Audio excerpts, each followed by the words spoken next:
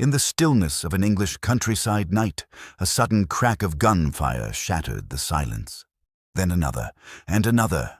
Within minutes, the quiet fields surrounding Osbaston House were filled with the eerie glow of flames clawing at the dark sky.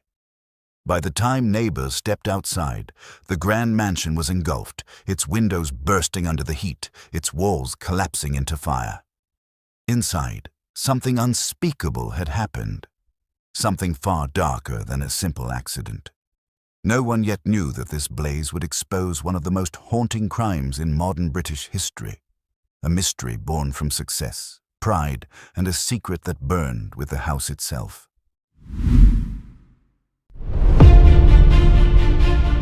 Now, let's dive into today's case.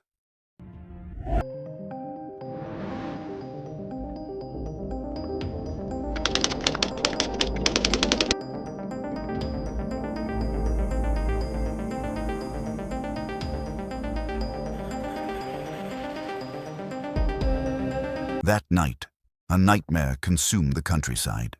Flames rose into the dark sky, swallowing the elegant silhouette of Osbaston House. Neighbors, terrified by the sight of fire bursting through shattered windows, dialed 999 in panic. By the time firefighters arrived, the blaze had already taken full control. The mansion, a grand structure spanning more than 350 square meters, was collapsing in on itself. The beams groaned and fell, the roof caved in, and what had once been a symbol of success and prestige was now an inferno. Yet something about this fire felt terribly wrong.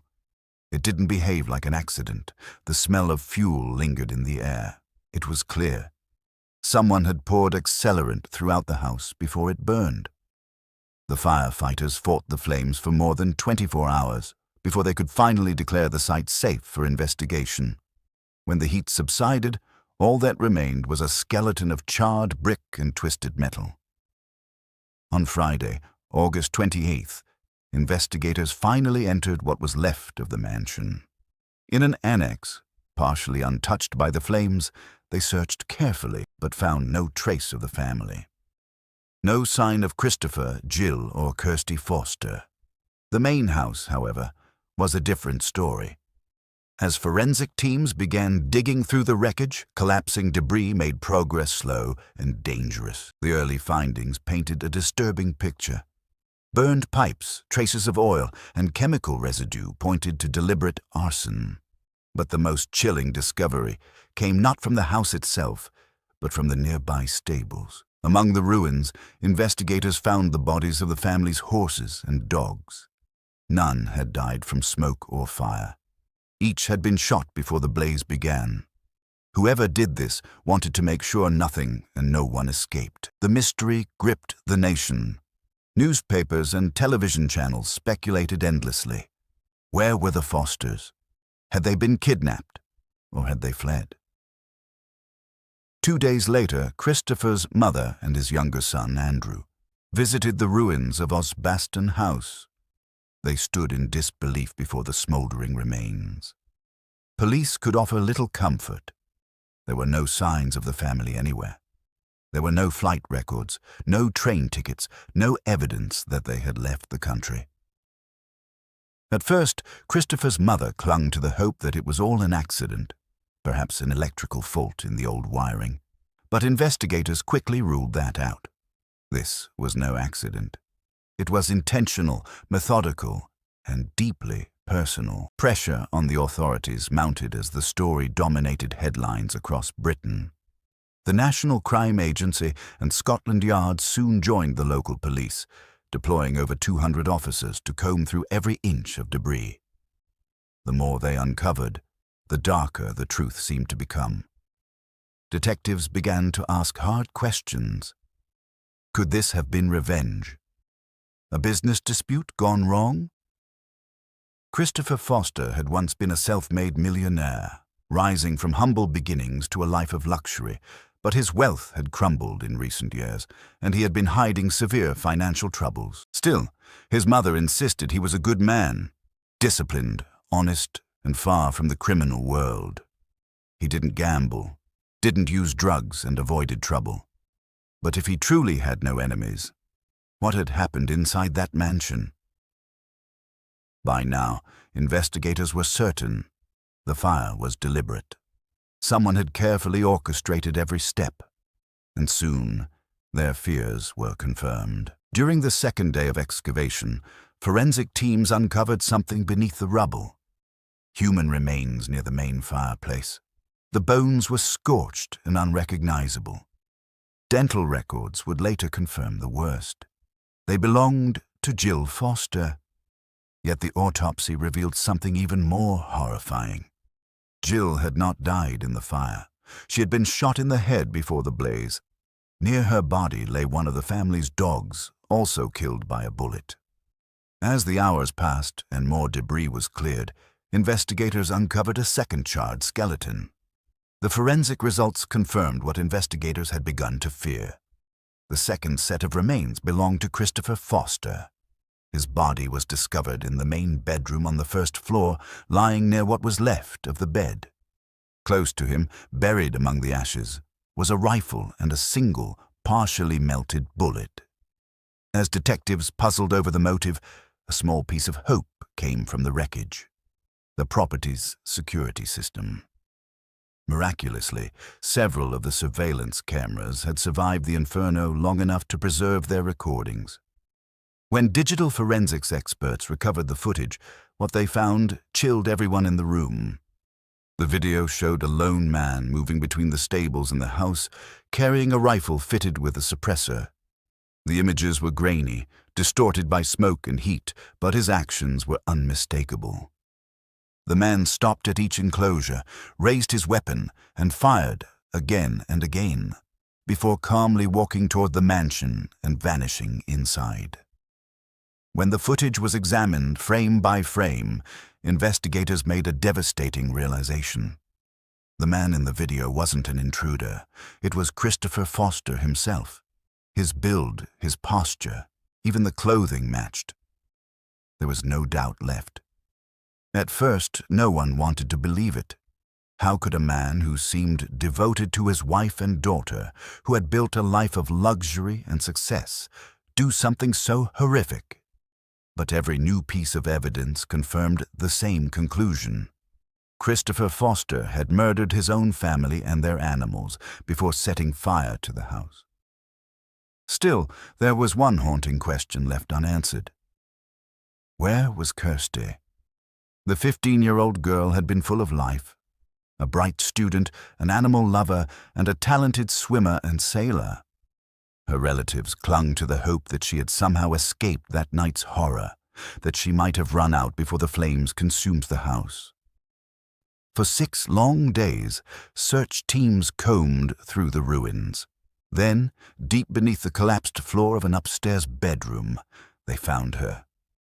Kirsty's remains were discovered in what had once been her own bed.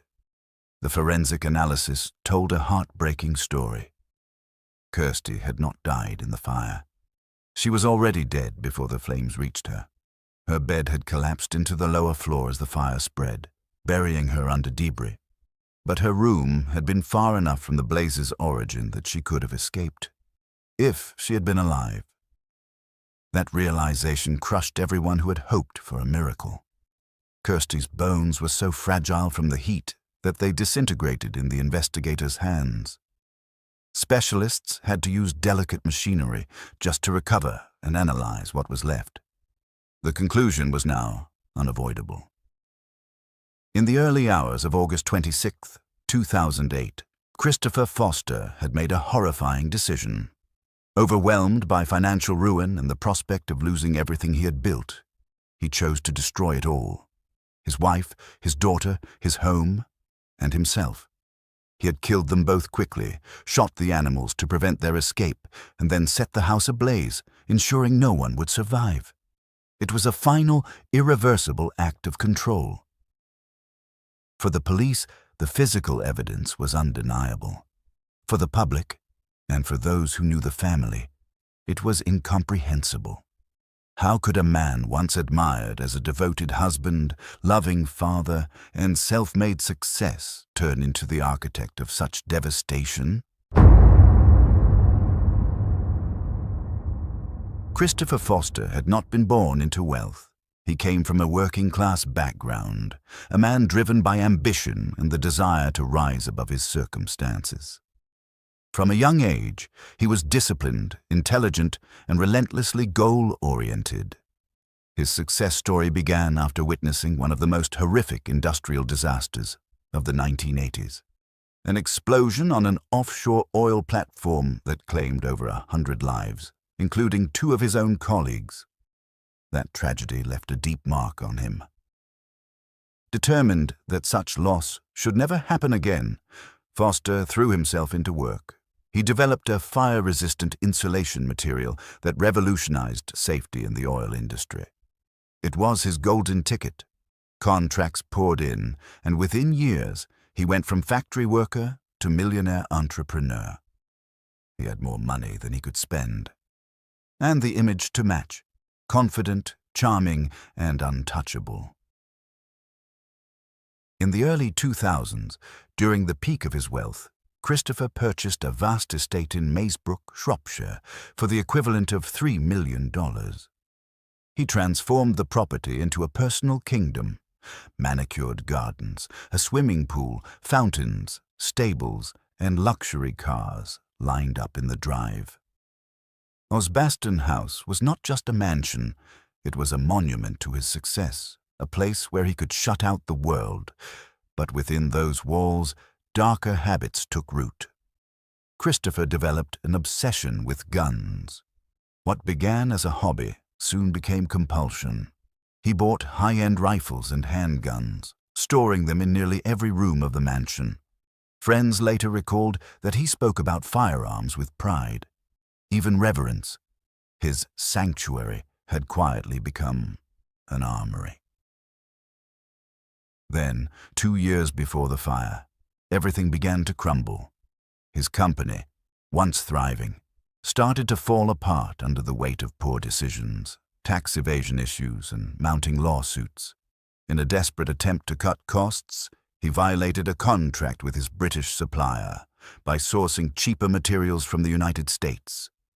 His supplier sued him and won.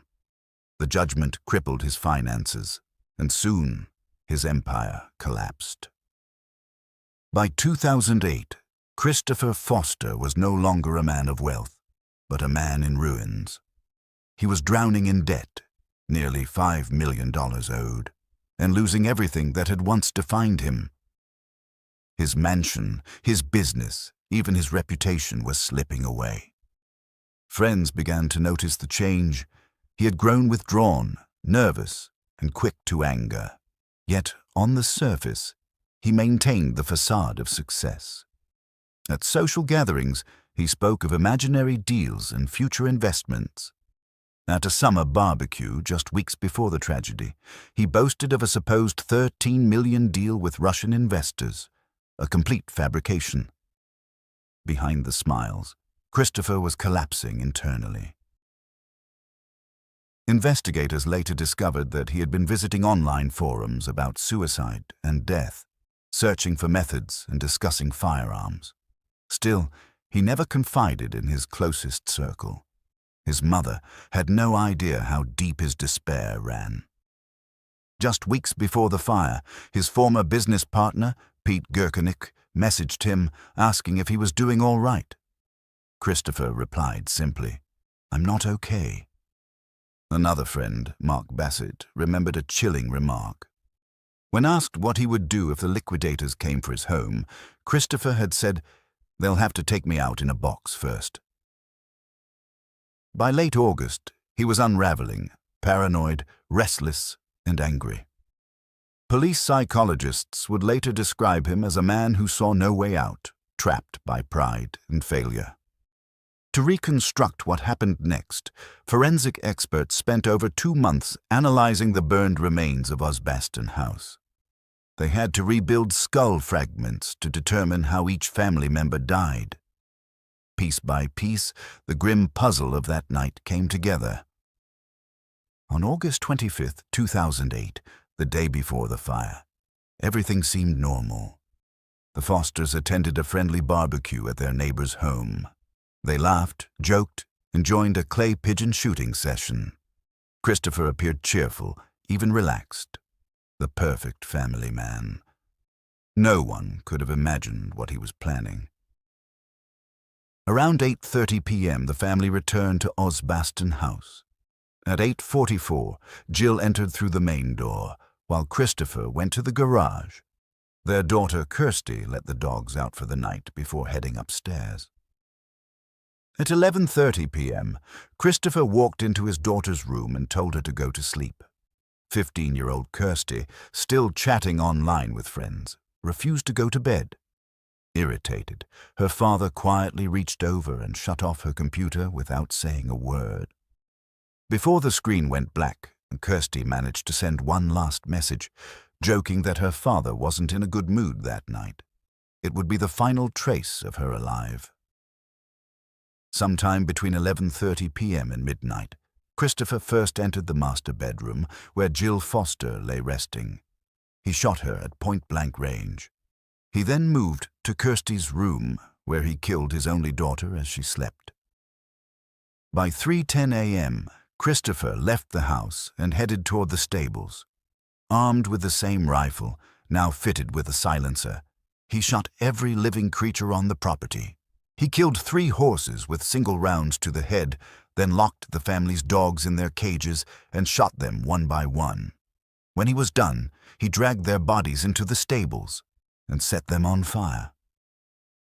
The night was eerily quiet.